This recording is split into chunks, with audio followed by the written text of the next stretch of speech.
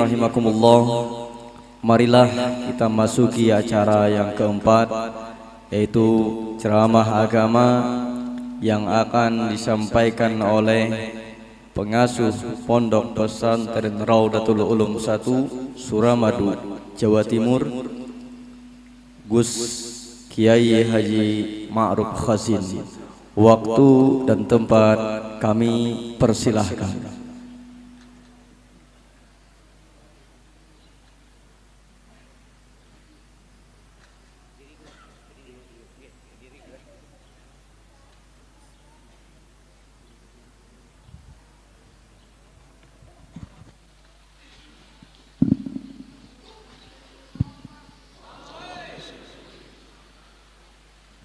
Assalamualaikum warahmatullahi wabarakatuh.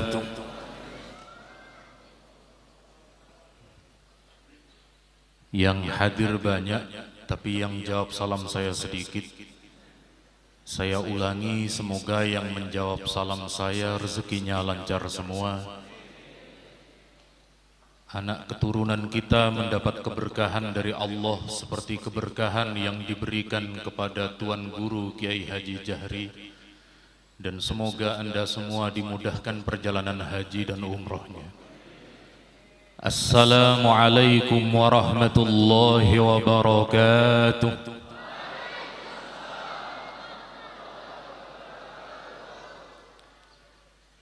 Alhamdulillah, wassalatu wassalamu ala rasulillah Sayyidina Muhammad ibn Abdillah wa ala alihi wa sahbihi wa mawalah. La hawla wa la quwata illa billah, ma ba'd. Hadratal kurama wal fudala yang sangat saya muliakan, para sadah halawiyin, para habaib, para alim, para ulama, wabil khusus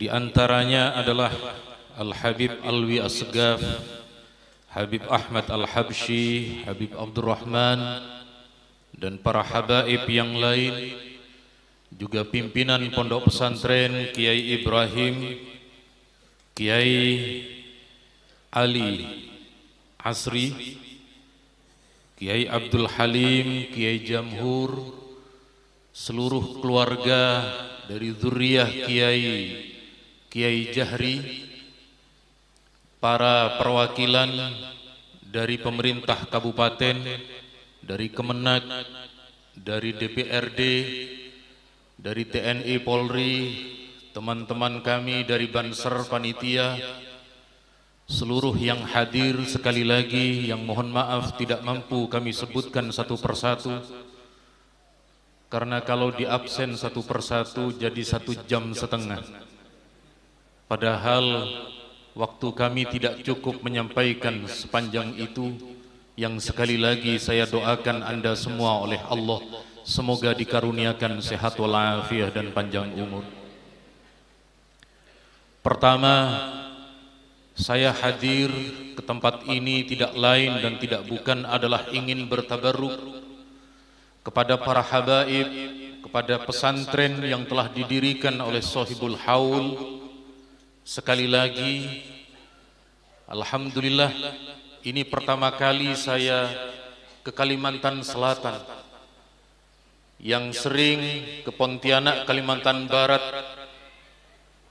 ke Kalimantan Timur, ke Balikpapan, sehingga saya tidak terlihat karena di depan saya ada papan. Tapi kalau di sini alhamdulillah, kan Balikpapan kan berarti di baliknya papan. Juga ke Palangkaraya pernah. Dari dulu saya hanya mendengar Tuan Guru sekumpul. Alhamdulillah kemarin saya berziarah. Dulu saya pernah membaca kitab Sabilal Muhtadin karya Syekh Arsad Al-Banjari. Beliau adalah gurunya kiai-kiai kami di Jawa, gurunya Hadratus Syekh Hasim Ash'ari, gurunya Kiai Khalil Bangkalan. Alhamdulillah kemarin saya berziarah ke Kelampayang, yang sekali lagi insya Allah karena saya hadir berkenaan dengan masalah kenapa kita ada haul, kenapa kita bertawassul, Kenapa kita bertabarruk dan lain sebagainya? Pertama, musibah itu macam-macam bentuknya, Pak. Kalau musibah itu sekedar musibah berupa kemudian misalnya tanah longsor hanya menimpa sebagian orang dan insya Allah tidak lama setelah itu kemudian segera pulih. Kalau musibah itu adalah berupa kecelakaan, insya Allah tidak lama kemudian Allah akan mengganti kenikmatan. Hari ini kita mengalami musibah di dalam agama. Padahal guru-guru kita sering berdoa meminta kepada Allah, Allahumma la taj'al musibatana fi dinina. Ya Allah, jangan engkau jadikan agama kami sebagai salah satu tempat engkau memberi musibah. Hari ini kejadian yang dikenal dengan at-tashkik fid din, menjadi ragu terhadap apa yang sudah kita amalkan. Dari dulu kita mengamalkan maulid Nabi, tidak ada yang mempersoalkan. Hari ini kita dituduh telah melakukan perbuatan bid'ah. Dulu kita ziarah kubur dengan membaca Al-Quran, tidak ada masalah. Sekarang dicari-cari masalahnya. Dulu kita melakukan amaliyah apapun yang ada di amalan ahli sunnah, tidak pernah dipersoalkan. Tetapi hari ini di grup-grup WA kita, teman-teman kerja kita, ada satu pendatang, ada satu keluarga yang tiba-tiba kemudian ingin meruntuhkan tatanan amaliyah kita. Allahumma salli ala Muhammad. Understand? Maksud saya bisa dimengerti, Pak? Kok manggut-manggut kenapa ini, Pak? Pengajian kok siang hari manggut-manggut, itu maknanya ada 3, Pak. Boleh jadi Anda memang betul-betul understand karena memahami. Yang kedua agak ngantuk, Pak, karena sebelum jam 8 Anda sudah membaca maulid Habsyi tadi. Atau yang ketiga belum makan pagi, Pak. Ini yang mana, Pak? Yang sabar. Kalau belum makan yang sabar, Pak. Kalau ngantuk minta ke temennya di belakang agar dipijetin, Pak, supaya tidak ngantuk lagi. Anda yang gantian mijetin temannya. Mari salawatan dulu. Salatullah salamullah ala Taha. Salatullah salamullah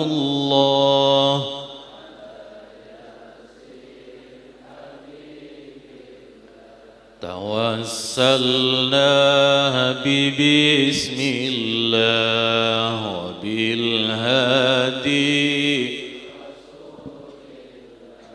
wa kulli mujahidin lillah bi ahlil bad. Salatullah salamullah ala Taha. Salatullah salamullah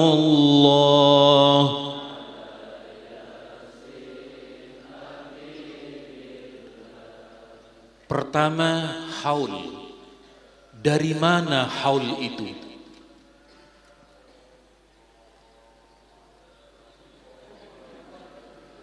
Oh, itu delay itu ya? Delay dari sini. Oh, saya kira ada pengajian tandingan itu.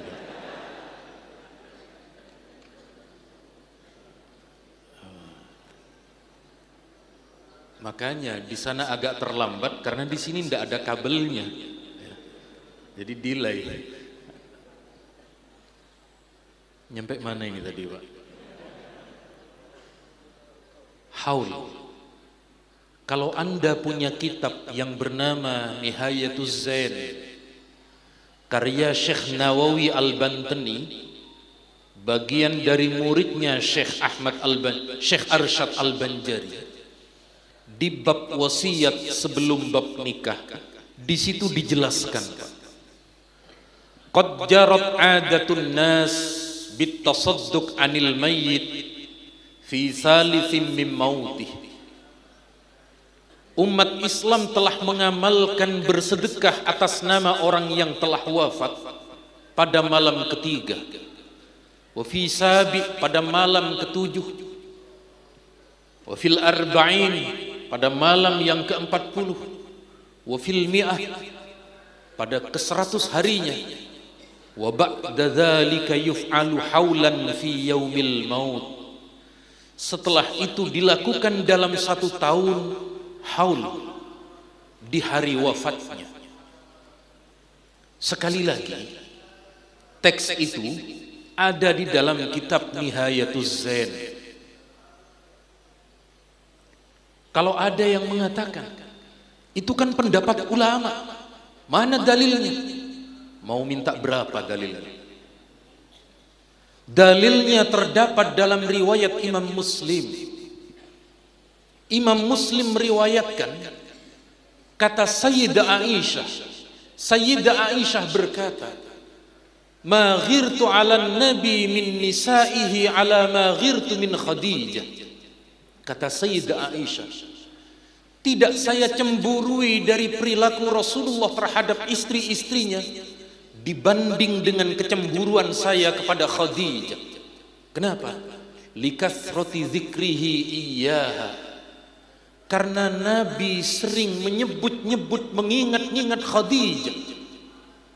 Kata-kata zikir, kata-kata zikro ada di dalam redaksi hadis ini, Pak. Makanya kalau panjenengan datang ke ulama Mesir saat haul, itu istilahnya adalah zikro haulil marhum, memperingati, mengingat kembali orang-orang yang telah wafat. Kalau ada dari Kalimantan Selatan, dari Banjar, yang pernah nyantri kepada Sayyid Muhammad Al-Maliki, sampai sekarang ada haulnya Sayyid Muhammad Al-Maliki. Anda datang ke Damaskus, Suriah, di situ ada Syekh Ramadan Al-Buti, sampai sekarang haulnya ada. Kalau ada di antara kita yang pernah nyantri kepada Habib Umar bin Hafid di Yaman, di sana ada haul, bahkan ada haul yang paling lama, yakni menghauli Nabi Hud alaihi salam, yang dipimpin oleh para ulama Yaman. Kalau di banyak negeri umat Islam haul itu telah diamalkan, kalau sudah ratusan tahun yang lalu haul itu ada, kok baru di sini dibid'ahkan? Hadza minal kasibin. Kasib itu, Pak. Terlambat tuduhan bid'ah itu, Pak. Kok pada tegang semua? Kenapa ini, Pak? Kalau bapak-bapak yang tegang, saya yang takut, Pak. Allahumma shalli ala Muhammad.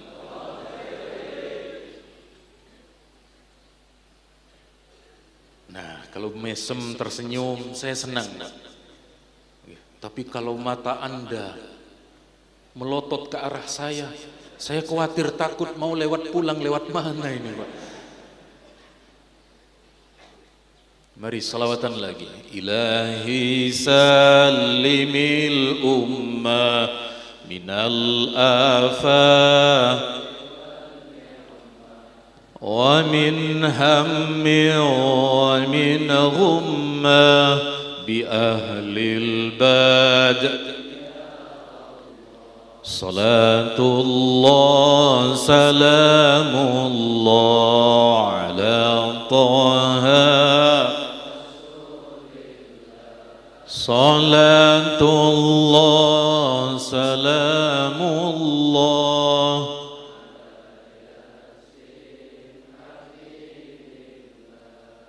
Jadi kalau bertanya siapa yang pertama kali mengadakan zikra haul, Nabi, Pak, kepada Sayyidah Khadijah.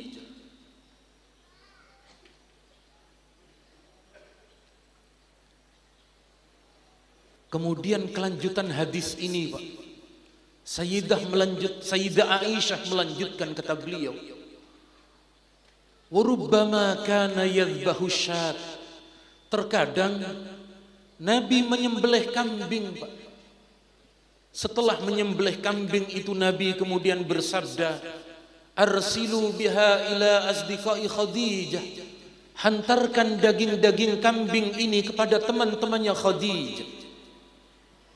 Jadi, Pak, Nabi tidak hanya sekedar mengingat-ingat terhadap Sayyidah Khadijah, tetapi terkadang Nabi memberi sedekah yang pahala sedekahnya itu di atas namakan orang yang telah wafat.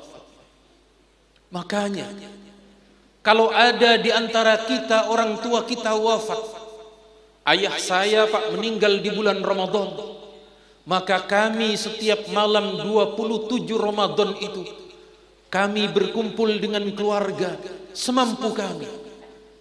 Kalau ada rezeki yang mudah, maka kami menyembelih kambing karena Rasulullah menyembelih kambing.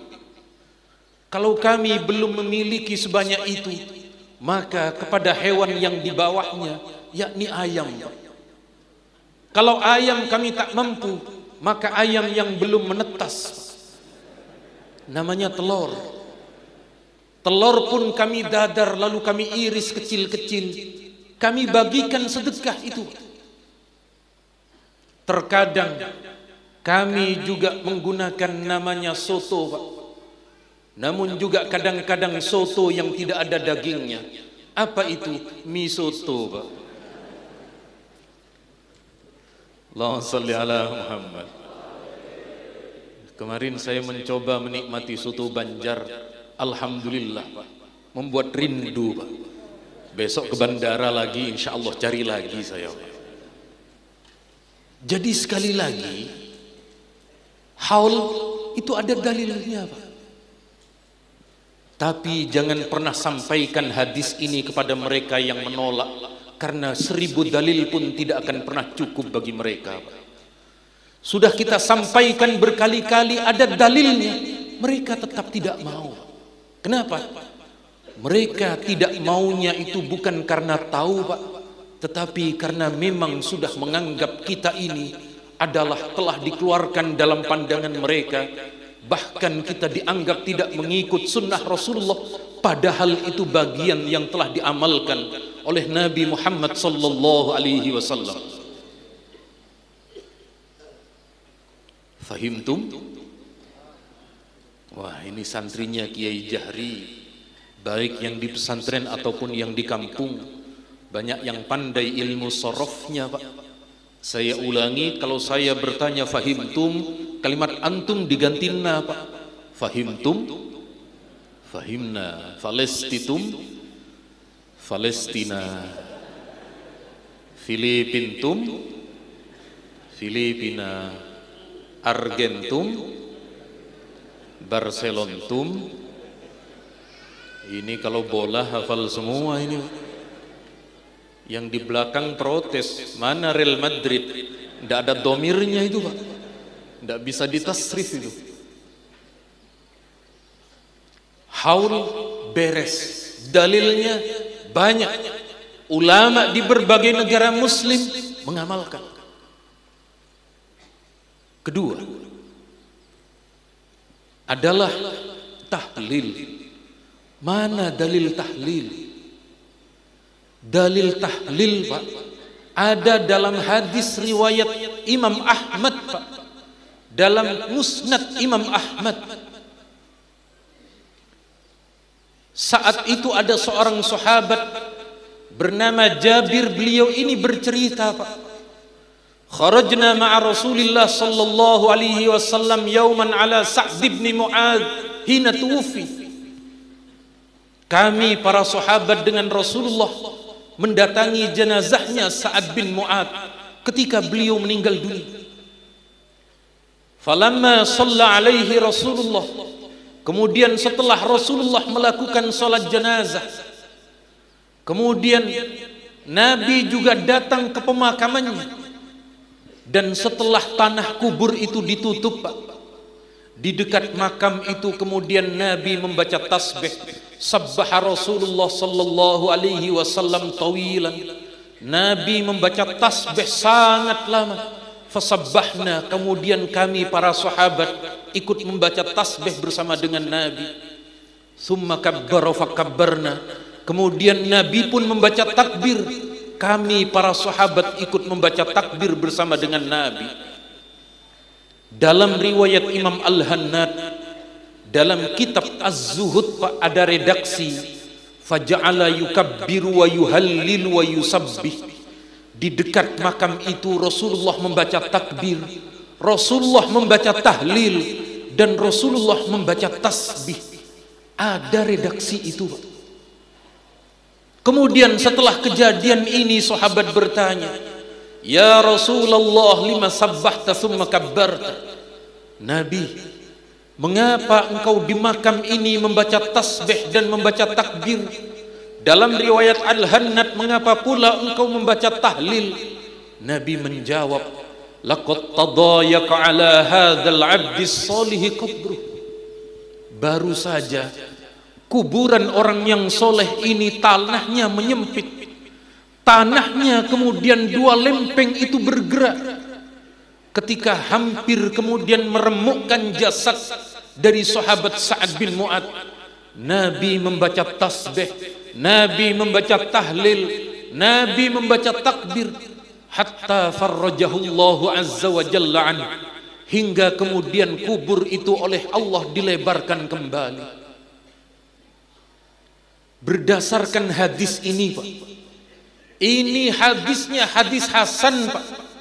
Hadis hasan itu hampir sama dengan hadis sahih, boleh dijadikan dalil dan bisa dijadikan hujjah. Nabi ketika membaca tahlil, Nabi ketika membaca tasbih, Nabi ketika membaca takbir, bacaan itu sampai kepada ahli kubur, yakni Sa'ad bin Mu'ad. Sebab andaikan tidak sampai, Pak, maka kuburan itu kemudian benar-benar menyatu, maka remuklah jasad di alam kubur itu. Tetapi ternyata di dalam hadis ini Allah lebarkan kembali. Sehingga kenapa ulama Syafi'iyah kita menganjurkan tahlilan? Di kalangan ulama kita yang mengamalkan tahlilan itu, Pak, yang mengamalkan bacaan-bacaan kalimat thayyibah, bacaan-bacaan Al-Quran, agar kemudian keluarga kita yang di alam kubur oleh Allah dijauhkan dari fitnatul qabr, dijauhkan dari dhaghtatul qabr, oleh Allah kemudian diselamatkan di alam kuburnya. Saya tanya, Pak, kalau sekujur tubuh kita kemudian tanah itu bergerak, sakit enggak, Pak? Jangankan sekujur tubuh, kalau tangan Anda kecepit besi, sakit enggak, Pak?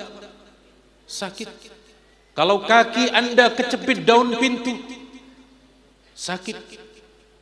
Kalau Anda pakai celana kemudian kecepit resleting, Pak. Kok enggak ada yang jawab ini, Pak? Kalau melihat senyumnya kayaknya banyak ini. Saya cuma satu kali, Pak. Karena setelah itu alhamdulillah saya pakai sarung terus. Sehingga sarung ini aman, Pak. Aman. Dan manfaat sarung itu banyak, Pak. Pertama, manfaat sarung itu ISIS, Pak. Tapi bukan ISIS yang di sana, ya. Bukan ISIS yang teror. Bukan.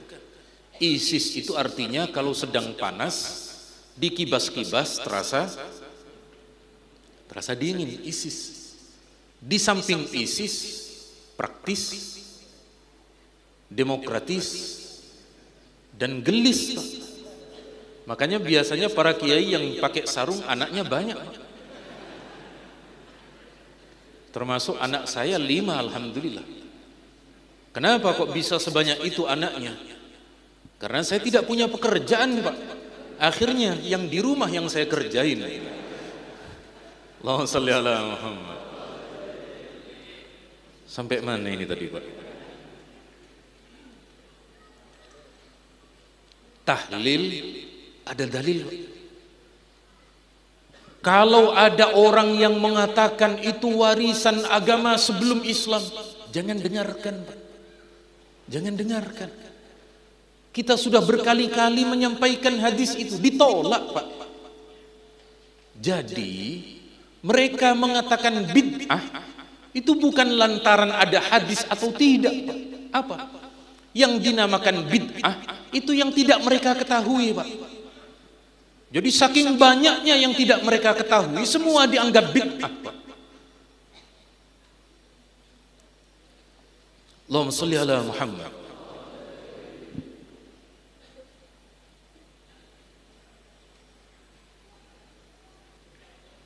Kurang 20 menit, Pak. Biasanya sampai jam berapa di sini, Pak? Nggak lama-lama, Pak. Kenapa? Kaki saya sudah gering-geringen ini, Pak. Dan saya lebih senang berdiri memang.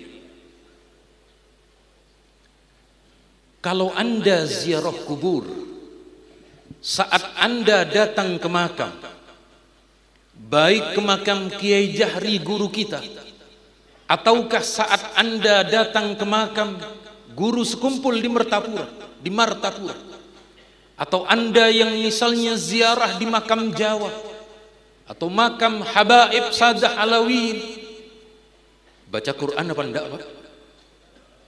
Baca ya. Bid'ah apa enggak, Pak? Mana dalilnya, Pak? Perlu saya sampaikan apa enggak, Pak? Perlu ya. Dalilnya terdapat dalam riwayat Imam At-Tabrani. Abdurrahman bin Ala bin Lajlat beliau berkata, Pak, dulu bapak saya berpesan, bapak saya dulu berwasiat, idza ana muttu fa'alhidni, wahai anakku, kalau nanti suatu saat aku mati, masukkan aku ke liang lahat. Bapak-bapak tahu liang lahat? Sudah pengalaman apa belum? Sama seperti saya, Pak. Meskipun kita belum pengalaman, tapi saya percaya, Pak. Kenapa? Ada dalilnya. Kemudian kata beliau, lalu tutup kuburku pelan-pelan. Menutup kubur pelan-pelan, Pak. Maksudnya jangan pakai alat berat. Itu mau ngecor jalan, Pak, kalau pakai alat berat itu, Pak. Tutup pelan-pelan kata beliau. Tsumma qra' inda ra'si bi Fatihatil Baqarah wa khatimatiha. Lalu bacakan di dekat kepala saya awalnya surat Al-Baqarah, Alif Lam Mim dzalikal kitabu la raiba fih, wa khatimatiha, dan akhirnya surat Al-Baqarah. Akhir surat Al-Baqarah, Pak, terjadi perbedaan antara kita dengan ulama Mesir. Ulama Mesir itu 2 ayat terakhir, mulai dari amanar rasul, kita lillahi ma fis samawat, tapi tidak ada masalah karena sama-sama bagian akhir dari surat Al-Baqarah. Kalau ulama Mesir karena menggunakan hadis Bukhari, Pak, ayatani min akhiril Baqarah man qara'u ma kafata, itu ada di hadis Bukhari. Barang siapa yang membaca 2 ayat terakhir dari surat Al-Baqarah, maka Allah akan memberi perlindungan baginya, baik dari gangguan setan, jin, dan lain sebagainya. Jadi para ulama Mesir memakai hadis ini sebagai mengukur ayat terakhir di dalam surat Al-Baqarah. Tapi ulama-ulama kita, biasanya ulama kita kan senang yang jangkep-jangkep, Pak. Kalau 2 ya tambahi 1 biar 3. Dan kalau melihat runtutan makna ayatnya, memang dari mulai lillahi ma fis samawat, tapi tidak ada masalah. Yang penting sama-sama dibaca dari surat Al-Baqarah itu. Kenapa kata beliau? Fa inni sami'tu Rasulullah sallallahu alaihi wasallam yaqulu dzalik. Karena saya mendengar itu, Rasulullah memerintahkan agar saat setelah dimakamkan dibacakan awalnya surat Al-Baqarah dan akhirnya surat Al-Baqarah.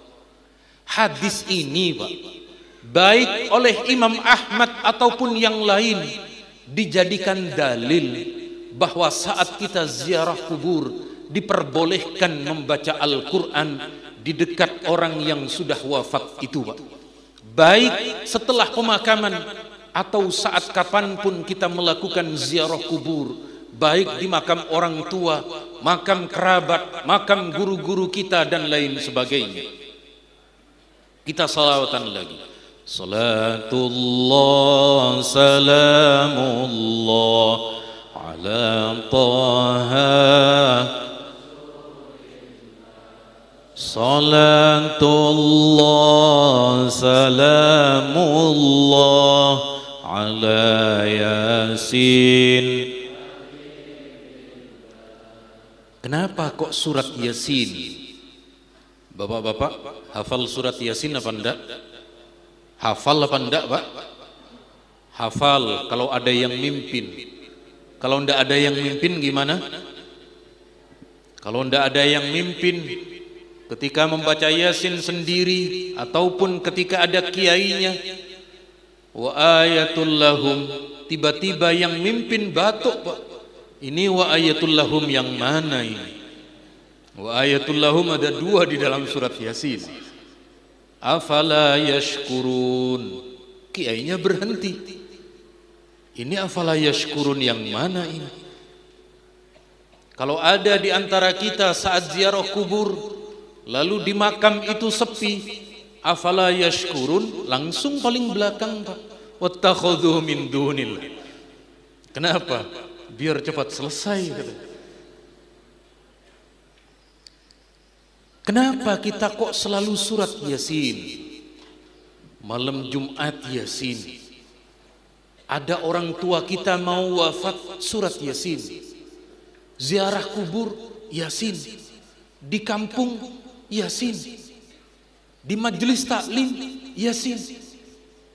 Sampai saudara-saudara kita itu bilang, Pak, orang NU itu Qur'annya cuma Yasin. Kenapa? Di kuburan cuma ada Yasin, surat-surat yang lain tidak ada. Ini namanya apa ini, Pak? Ini tukang fitnah ini, Pak. Quran kita itu adalah Quran yang telah diturunkan oleh Allah kepada Nabi kita Muhammad. Mulai dari surat Al-Fatihah sampai An-Nas. Mereka menuduh kita suratnya cuma surat Yasin, Pak. Tapi mengapa kita kok Yasinan terus? Karena dalil hadisnya berkaitan dengan orang wafat lebih banyak surat Yasin, Pak.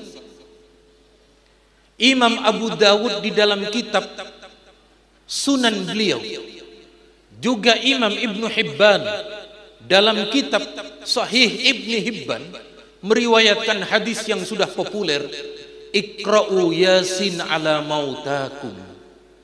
Bacakan surat Yasin pertama, mautakum. Imam Ibnu Hibban menafsirkan mauta aiman hadarathul maniyah, bacakan di dekat orang yang akan wafat. Makanya, Pak, kalau ada di antara kerabat kita yang sudah tidak sadarkan diri, sudah koma, Pak, bacakan surat Yasin di dekatnya, Pak.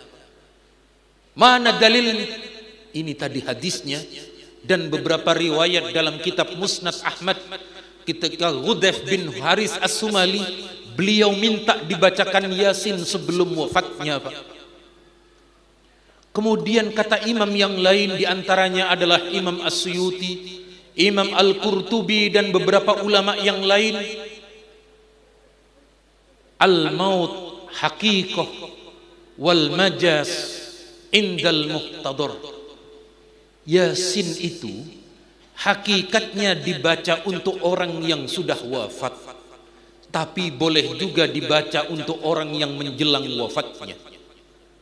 Dulu, Pak, dulu berdasarkan hadis ini, Pak, ada dalil hadisnya, ada fatwa ulamanya. Kita hari ini mengamalkan, Pak. Dulu diamalkan tidak ada masalah, kok baru sekarang dipermasalahkan?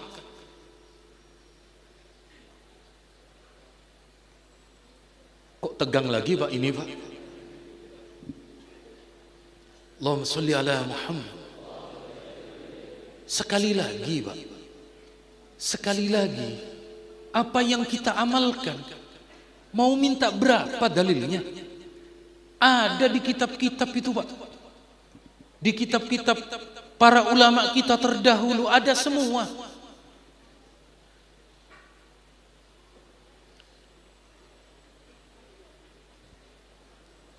Lagi-lagi kok suka tegang orang sini, Pak. Supaya tidak tegang kita sholawatan. Ilahi salimil ummah minal afah wa min hammi wa min ghummah bi ahlil bad. Salatullah salamullah ala taha rasulillah. Salatullah ala yasin. Yasin di malam Jum'ah ada, Pak. Ada hadisnya. Al-Hafidh As-Suyuti, Al-Hafidh Jalaluddin Abdurrahman As-Suyuti, salah satu pengarang dari kitab Jalalain, dan ini kitabnya banyak kita terima di pesantren, Pak. Beliau punya satu kitab namanya Al-Lum'ah fi Khasaisil Jum'ah. Dalil-dalil hadis berkaitan dengan yang diamalkan di malam Jum'ah atau di hari Jum'ah beliau kumpulkan. Ada sekitar 100 hadis. Di hadis yang ke-62 Imam As-Suyuti mengutip hadis riwayat Imam Al-Baihaqi dalam kitab Syu'abul Iman. Di hadis itu Nabi bersabda, "Man qara'a lailatal jum'ah hamim ad-dukhan wa yasin asbaha maghfuran lah." Barang siapa di malam Jum'ah membaca surat Hamim ad-Dukhan dan membaca Yasin, maka Allah memberi ampunan kepadanya. Sekali lagi, Pak, Yasinan yang kita amalkan sejak dulu di pondok sampai sekarang kita lanjutkan di kampung-kampung, di surau, di masjid, sudah ada dalil dan sudah ada ijtihad dari ulama kita. Terakhir, kenapa kok terakhir? Karena sudah cukup siang, dan sudah hampir 1 jam. Terakhir, kita jangan pernah lepas dari para ulama, dari para habaib. Sekali lagi jangan pernah. Mengapa? Syekh Ahmad Al-Banjari, sebagaimana para ulama yang lain, amalannya dari dulu sampai sekarang sama, Pak. Para kiai kita tidak hanya yang berada di Banjarmasin, yang berada di seperti yang diperjuangkan oleh Kiai Jahri ini, Pak, sama dengan apa yang telah diamalkan oleh mayoritas umat Islam di dunia ini, Pak. Sama.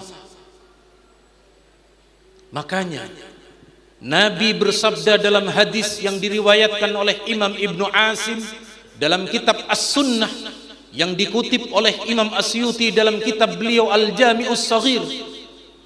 Nabi bersabda, "Innallaha qad ajara ummati an tajtami'a ala dhalalah." Allah telah menyelamatkan umatku ini. Mereka tidak mungkin bersesat bersama-sama. Tidak mungkin, Pak. Tadi dalam manaqib Kiai Jahri, perjuangan beliau kepada aliran-aliran yang menyimpang luar biasa. Aliran menyimpang itu sedikit, Pak. Mungkin 10 orang, 20 orang, ya 1 juta, 2 juta, tapi tidak mungkin mayoritas umat Rasulullah ini, tidak mungkin, Pak. Hari ini, Pak, umat Islam di dunia itu ada 1,5 miliar. Kalau tidak percaya hitung sendiri, Pak. Kalau saya percaya itu berdasarkan hasil sensus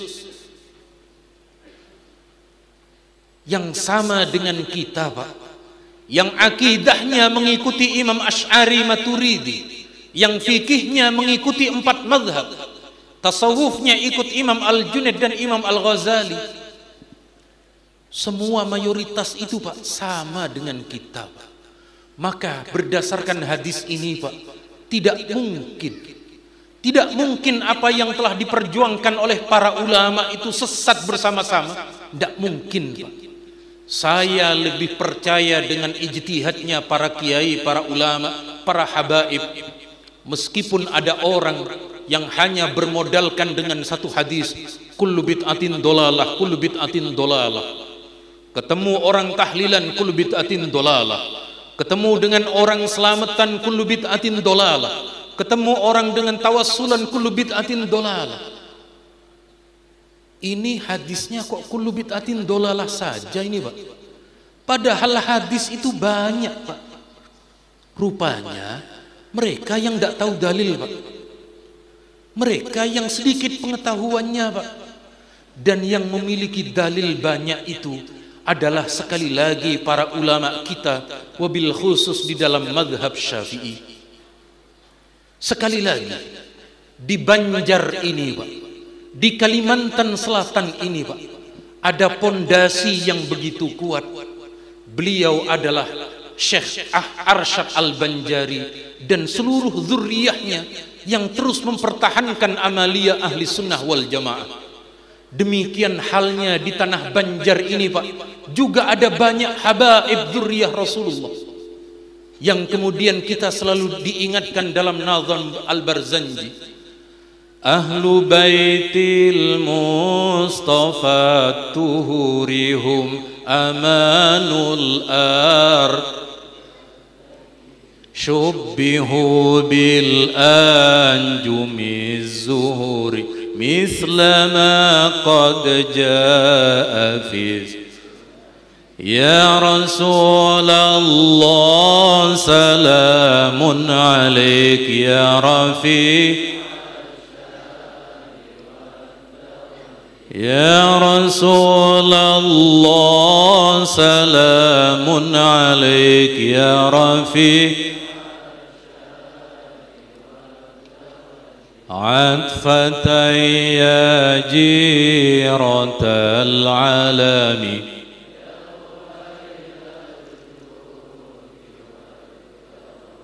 Keluarga zuriyah Nabi yang telah disucikan oleh Allah itu Pak, hum amanul ard, merekalah yang menjadi pengaman di bumi ini Pak. Terlebih setelah dari Yaman Habib Umar Pak. Kemudian di Jawa ada pondok Dalwa yang didirikan oleh Habib Hasan Baharun. Luar biasa sekarang kiprah habaib mendakwahkan ajaran ahli sunnah, menjadi benteng ajaran ahli sunnah. Syubbihu bil anjumiz zuhuri, keturunan dari baginda Rasulullah itu diibaratkan seperti bintang-bintang yang bersinar. Dulu Pak, orang-orang yang di laut itu Pak, ketika belum ada GPS, ketika belum ada kompas, yang menjadi petunjuk hidup itu adalah bintang-bintang itu. Yang kalau kemudian kita dalam kehidupan ahli sunnah adalah para habaib dan para ulama kita Pak, yang hari ini mereka semua mempertahankan akidah ahli sunnah wal jamaah. Sekali lagi, mari para guru kita dari kalangan para ulama dan para habaib kita jadikan pegangan dalam kehidupan kita Pak, untuk menjadi sekali lagi pedoman hidup, karena merekalah yang memiliki nasab dan memiliki keilmuan yang bersambung sampai kepada Nabi kita Muhammad sallallahu alaihi wasallam. Karena sudah 1 jam, saya mohon maaf yang tak terhingga. Kalau ada tutur kata pula, saya mohon maaf yang sebanyak-banyaknya Pak. Kalau terlalu lama saya khawatir bapak-bapak sudah bosan, karena wajah saya bukanlah wajah baby face, tetapi wajahnya wajah baby shark. Apa baby shark itu Pak? Ya pokoknya kalau masuk TV kurang pantas gitu aja lah Pak. Tetapi sekali lagi karena saya ditunjuk oleh panitia, maka saya tidak lain dan tidak bukan hanya sekedar bertabarruk. Kalau ada dalil yang salah, saya mohon maaf, tolong diluruskan Pak. Tetapi kalau memang apa yang saya sampaikan sudah benar, Tidak lain, saya hanya menyampaikan apa yang telah ditulis oleh para ulama kita, baik ulama dari Yaman, ulama dari Mesir, bahkan dari ulama negeri kita sendiri, yakni dari Indonesia. Mohon maaf yang tak terhingga. Aqulu qouli hadza wa astaghfirullah li wa lakum wa lisairil muslimin. Tsumma assalamu alaikum warahmatullahi wabarakatuh.